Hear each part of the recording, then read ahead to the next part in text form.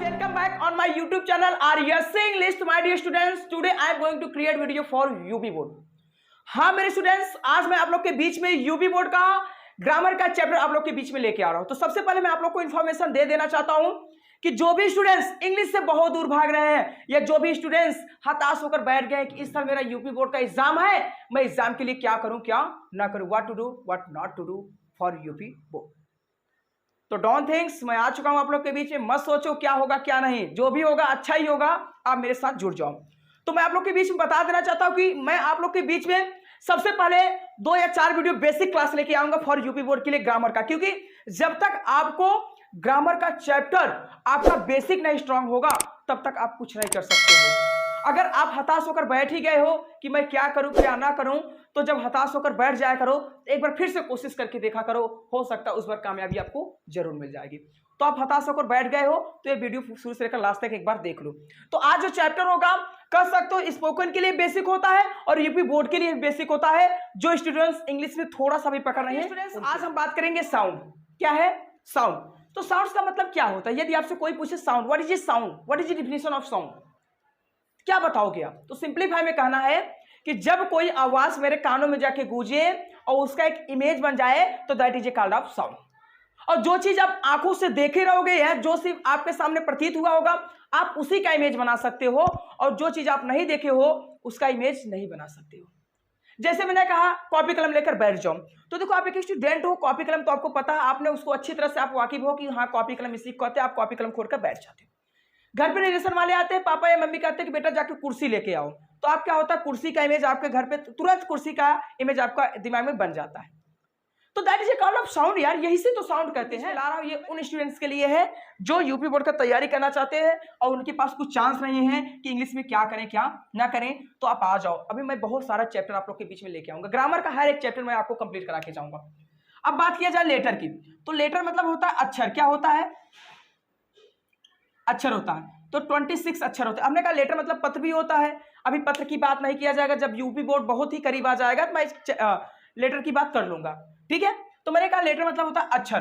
तो अगर आपसे कोई पूछे जो लेटर है, जो अक्षर है, ये क्या है नहीं है, क्या नहीं है, तो इसके बारे में हम जानेंगे। तो सबसे पहले देखो, लेटर के 2 पार्ट होते हैं। कितने पार्ट होते हैं? 2 पार्ट होते हैं। कौन कौन से? लेटर के 2 पार्ट होते हैं। एक होता है वावेल और दूसरा क्या होता है भैया? कॉन्सोनेंट। वावेल मतलब क्या होता है? स्वर, ठीक है, और कॉन्सोनेंट मतलब क्या होता है? व्यंजन। ये लेटर के पार्ट होते हैं। तो जो वावेल होते हैं 5 होते हैं, ए ई आई ओ यू। ये सब याद करो, दिमाग में सेटअप करो मेरे हीरो। जब तक सेटअप नहीं कर पाओगे मेरे हीरो तब तक कुछ नहीं कर पाओगे। करो दिमाग में सेटअप कि अगर कोई पूछे लेटर कितने होते हैं तो ए से जेड तक याद करना, उसी को लेटर। लेटर मतलब होता है अक्षर। जो अक्षर होते हैं वो 26 होता है, लेकिन उसके 2 पार्ट होते हैं, एक वावेल होता है, दूसरा कॉन्सोनेंट। तो वावेल 5 होते हैं, ए ई आई ओ यू, और मैंने कहा उसके बाद जो बचते हैं 21 21, उसको हम क्या कहते हैं? कॉन्सोनेंट कहते हैं। यहां तक किसी को प्रॉब्लम? दिमाग में सेटअप हुआ क्या? अब मैंने इसका बात किया, अब क्या होता है? वर्ड। और वर्ड मतलब क्या होता है? शब्द होता है। क्या होता है भैया? शब्द। अब मैंने कहा शब्द की बात किया जाए तो देखो, इसको मैं इसलिए बता रहा हूं क्योंकि ये बहुत इंपॉर्टेंट होंगे, बहुत इंपॉर्टेंट है चैप्टर में। ग्रामर सीखने के लिए आप यूपी बोर्ड की तैयारी करो तो भी ठीक है, स्पोकन सीख रहे हो तो भी ठीक है, ये आपके लिए बहुत इंपॉर्टेंट है। तो वर्ड की बात किया जाए तो वर्ड मतलब क्या? जैसे आपका कोई भी अक्षर लिखा, जैसे हमने कहा यहां मैंने एप्पल लिख दिया। क्या लिखा? एप्पल। इसे हम क्या कहेंगे? वर्ड कहेंगे। तो आपसे अगर कोई पूछे कि जब वर्ड है तो ठीक है, लेकिन अगर आपसे कोई पूछ लिया या आप जानते रहो, आपके लिए बेनिफिट होगा कि वर्ड का निर्माण कहां से हुआ था, कि वर्ड का निर्माण कहां से हुआ। एक प्रकार से कह सकते हैं वर्ड का जन्म कहां से हुआ। आज बहुत गर्मी भी है, वैसे वर्ड का निर्माण कहां से हुआ था। तो सिंपलीफाई में कहना, पहले हम लोग जानते थे कि वर्ड का निर्माण लेटर से हुआ। किससे हुआ है? लेटर से। कि मतलब वर्ड का निर्माण किससे होता है? लेटर से होता है। लेकिन आज कुछ हम नया जानने की कोशिश करेंगे। ओके, तो आज हम कुछ नया जानने के लिए क्या करेंगे, अगर आपसे कोई पूछे वर्ड का निर्माण कहां से है, तो सिंपलीफाई में कह देना जब वावेल और कॉन्सोनेंट आपस में मिलते हैं तो एक किसका निर्माण होता है? वर्ड का निर्माण होता है। कुछ नया तरीका से जानो। देखो, हर एक ग्रामर की बात किया जाए तो बहुत सारे इस यूट्यूब चैनल में बहुत सारे इंग्लिश के टीचर आपको मिल जाएंगे, हर एक टाइप्स के अलग अलग वीडियो लेके आएंगे। तो लेकिन मैं जो वीडियो लेके आ रहा हूं, मैं यूपी बोर्ड के रिलेटेड ले आया हूं। हम लोग यूपी से हैं, यूपी बोर्ड में कैसे ग्रामर पढ़ना ये ध्यान देना है। ओके, तो मैंने कहा शब्द की बात किया जाए तो कहना कि जो शब्द का निर्माण होता है, वावेल और कॉन्सोनेंट जब आपस में मिलते हैं तो एक वर्ड का निर्माण हो जाता है। ओके, अब मैंने बात किया जो शब्द है, क्या भैया, शब्द। तो शब्द तो वैसे बहुत सारे प्रकार होते हैं, लेकिन आज हम दो को देख लेते हैं, एक वर्ब को देख लेते हैं और दूसरा नाउन को देख लेते हैं कि वर्ब क्या है और नाउन क्या है। What is a verb and what is a noun. Verb क्या है तो सिंप्लीफाई में कहोगे, और नाउन क्या है। तो दो चीजों को हम देखेंगे आज बहुत अच्छी तरह से, क्योंकि सबसे पहले हमारे ग्रामर में सबसे ज्यादा इंपॉर्टेंट होता है वर्ब एंड नाउन। बहुत सारे चैप्टर हैं, ऐसा नहीं, एडजेक्टिव, एडवर्ब, कंजक्शन, बहुत सारे पार्ट होंगे, लेकिन हमें सिर्फ दो ही चीज देखना है, एक वर्ब, दूसरा क्या देखना है, नाउन। तो आपको पूछना, अगर कोई पूछे नाउन क्या है, वर्ब क्या है, तो क्या बताओगे, क्या आप इसका डिफिनेशन करोगे। तो सिंप्लीफाई में कह देना verb is doing word, verb is doing word, verb is doing word, जो हम करते वही वर्ब है। और सिंप्लीफाई में noun is the naming word, noun is naming word, noun is the naming word. और हम सिंप्लीफाई में कहते हैं जो भी नाम है वो क्या होता है, वर्ब। सिंप्लीफाई में कौन नाउन होता है, क्या होता है, नाउन। तो दो चीज को परिभाषा बना, एक वर्ब दूसरा क्या बना, नाउन। तो इसका अगर कोई वर्ब का डिफिनेशन पूछो सिंप्लीफाई में कह देना verb is doing a word, और नाउन का पूछे तो कह देना noun is the naming word. जो भी हम करते हैं वो हमारा क्या होता है, वर्ब होता है, और जो भी हम आंखों से देखते हैं वो क्या होता है, नाउन होता है। बस सिंप्लीफाई में जो भी आंखों से देखते हैं वो नाउन होता है, और जो हम करते हैं वो क्या होता है, वर्ब होता है। तो दो चीजें पे पकड़ बना लो। चलो ये तो ठीक है सर जी, बहुत सारे से वीक स्टूडेंट हैं, 5 फिंगर सोना देते हो, 5 उंगलियां बराबर नहीं है, तो बहुत सारे से वीक स्टूडेंट पड़े होते हैं हमारे बीच में, उन्हें यह भी नहीं पता कि हम करते क्या है, हम देखते क्या है। तो उनके लिए हम कुछ तरीका ला रहे हैं कि समझने के लिए और भी इजी हो जाए कि वर्ब कैसे होगा, नाउन कैसे होगा, ठीक है। तो वर्ब को पहचानने के लिए मैं आप लोग के बीच में एक कुछ ला रहा हूं, जैसे मैंने कहा वर्ब की बात की जाए तो ठीक है। तो मैंने कहा देखो, मैं सबसे पहले लिखता हूं शब्द, ओके गाइस। उसके बाद मैंने लिखा उच्चारण, क्या लिखा, उच्चारण। उसके बाद मैंने लिखा अर्थ, क्या लिखा, अर्थ। मैं वर्ब को आइडेंटिफाई करने आया हूं, इसलिए मैंने कि वर्ब कैसे पहचानोगे कि ये वर्ब है। तो मैंने कहा देखो, किसी भी वर्ड मीनिंग का उच्चारण करने पर, किसी भी वर्ड मीनिंग का उच्चारण करने पर यदि उस अर्थ के उच्चारण करने का उसके अर्थ में, कहा, यदि किसी मीनिंग का उच्चारण करने पर उसके अर्थ में न दिखे या ना दिखे तो that is called off verb. उसे हम क्या कहते हैं भैया, वर्ब कहते हैं। जैसे सिंप्लीफाई में समझो, मैंने कहा देखो राइट एप्पल, बहुत सारा मैंने मीनिंग लिखूंगा, एप्पल, राइट, डू। इसमें आपको पहचाने कौन सा वर्ब है कौन सा नाउन है। देखो मैंने कहा यहां है राइट, क्या लिखा, राइट। अब राइट का मतलब क्या होता है, शुद्ध। तो राइट का मतलब क्या होता है, हमने कहा नया ना, राइट का मतलब होता है लिखना, क्या होता है, लिखना। तो माय डियर स्टूडेंट्स आप बताओ, हमने यहां क्या लिखा, लिखना लिखा, क्या लिखा, लिखना। अब यहां ना दिखा क्या, राइट जो वर्ड होता है वही उसका उच्चारण भी होता है और उसका अर्थ क्या हो जाता है, लिखना। तो बताओ यार लास्ट में ना दिखा क्या, तो that is a called of verb, इसे हम क्या बुलाएंगे, वर्ब बुलाएंगे। मैंने कहा जैसे एप्पल दिखा, हमने कहा क्या दिखा, एप्पल। अब बताओ हीरो, एप्पल मतलब सेब होता है ना, क्या होता है, सेब। अब इसके लास्ट में ना दिखा क्या, कुछ नहीं दिखा ना, तो that is a called of noun, क्या होता है, नाउन, ठीक है। जब कुछ अगर न या ना दिखेगा तो उसे वर्ब कहेंगे, और जब ये सब नहीं दिखेंगे तो उसे नाउन भी कह सकते हैं, या कुछ और भी अभी बहुत सारे ऐसी चीज है जो कहते हैं, ठीक है। मैंने कहा डू, क्या भैया, जैसे हमने कहा डू, डू मतलब क्या होता है, करना, क्या होता है, करना। अब तो यहाँ देखो डू दिखा, डू मतलब क्या होता है, डू मतलब क्या होगा, करना। तो यहाँ देखो लास्ट में क्या दिखा, ना दिखा कि नहीं, ठीक, यहाँ क्या दिखा, ना। तो ये क्या है, वर्ब ही है।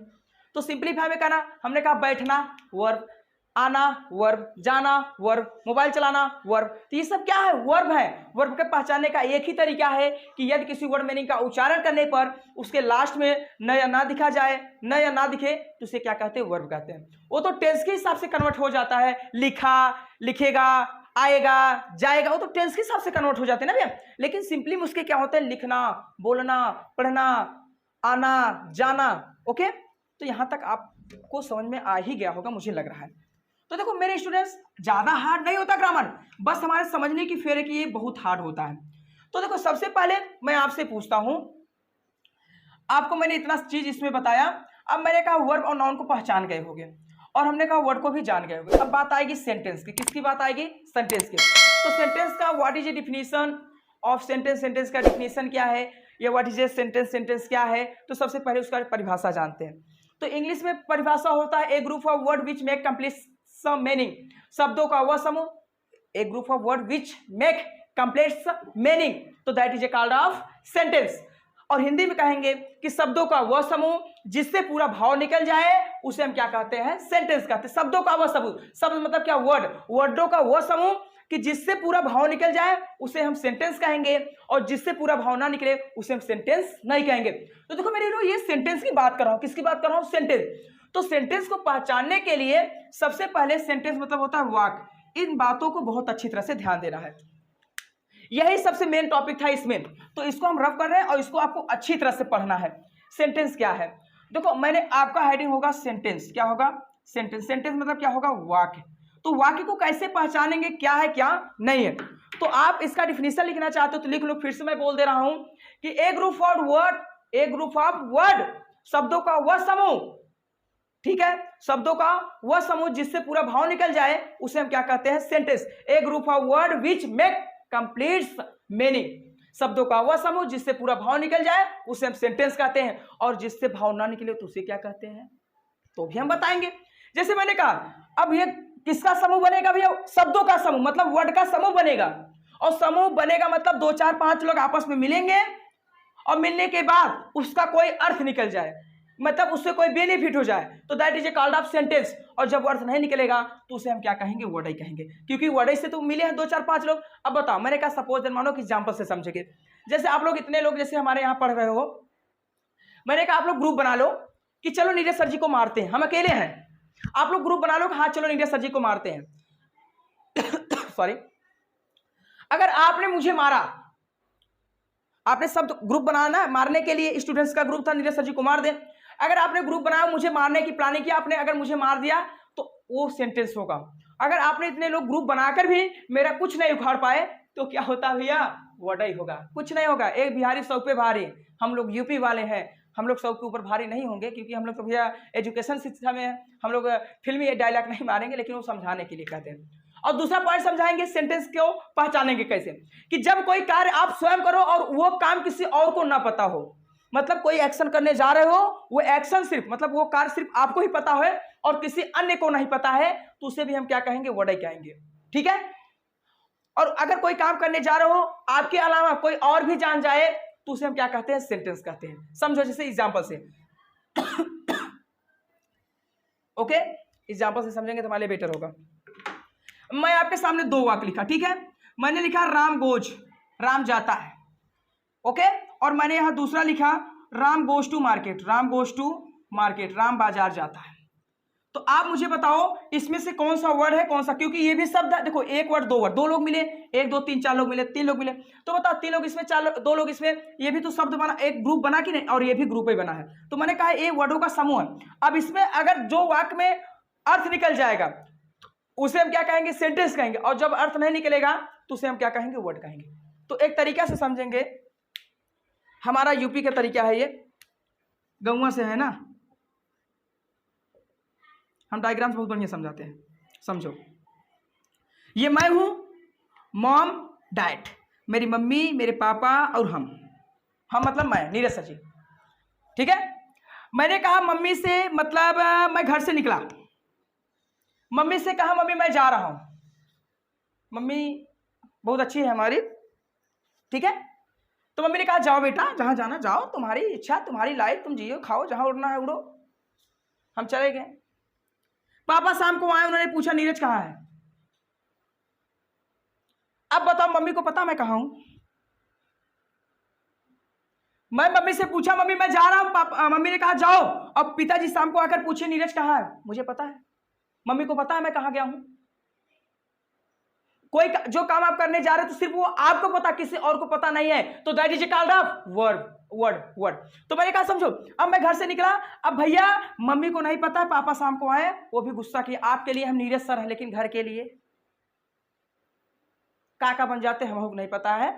तो अपना इज्जत घर में छुपा के रखो, अगर बीच लोगों के बीच में शेयर करोगे तो बहुत बड़ी दिक्कत की बात होती है। अपना इज्जत तो इज्जत है, ठीक है। तो हम आप लोग के बीच में नीरज सर जी हैं, लेकिन घर के लिए, जानते हैं ना हमारे एक यूपी की कहावत है, गांव की मुरई साग बराबर, मतलब घर का मुरई साग बराबर। हम आप लोग के बीच में बढ़िया टीचर हैं या कुछ भी हैं, आप लोग के बीच में नीरज सर जी हैं, लेकिन घर के लिए नीरज, ठीक है। हाँ, अगर वही मैं कह दिया होता कि मॉम मैं बाजार जा रहा हूं, तो मैं घर से निकला, मम्मी को मैंने बताया, मेरा बात और किसी को शेयर हुआ, मेरी बात मम्मी ने जाना, पापा आके पूछे नीरज कहाँ गया, मम्मी ने कह दिया कि नीरज बाजार गया है, तो that is a called off word. तो बताओ राम गोज, राम जाता है, मान लीजिए मैं ही हूं, मैंने कहा मैं जा रहा हूं। अब मैं सोचो कि नीरज अपने आप को राम सर जी कर है, मैंने कहा राम गोज राम जाता है, ठीक है, राम का मतलब क्या प्रकार से कह दूं मैं ही। तब ये दिमाग में मतलब आना कि सर जी सीता कहां गई, ऐसा बात कुछ नहीं है, ठीक है। तो मैंने कहा राम गोज राम जाता है, किसी को नहीं पता राम कहां जाएगा। लेकिन इसमें क्या हुआ, Ram goes to market, Ram बाजार जाएगा, सबको पता हो गया, मम्मी को भी पता हो गया, पापा को भी पता हो गया था, और आपको भी अब पता हो गया। तो ये क्या है, वर्ड है, और ये क्या है, सेंटेंस है। क्या है, sentence.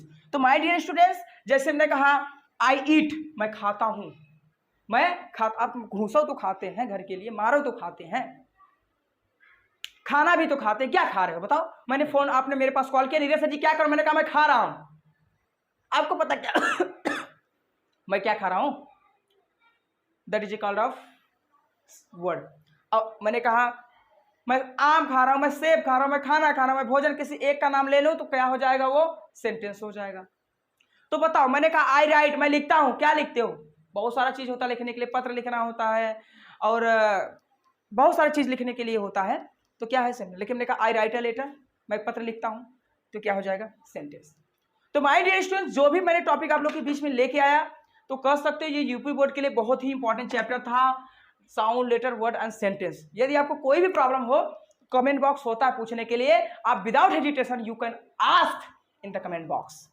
I am Neeraj sir, आपके लिए हमेशा खड़े रहेंगे तट पे, आपका सहायता के लिए।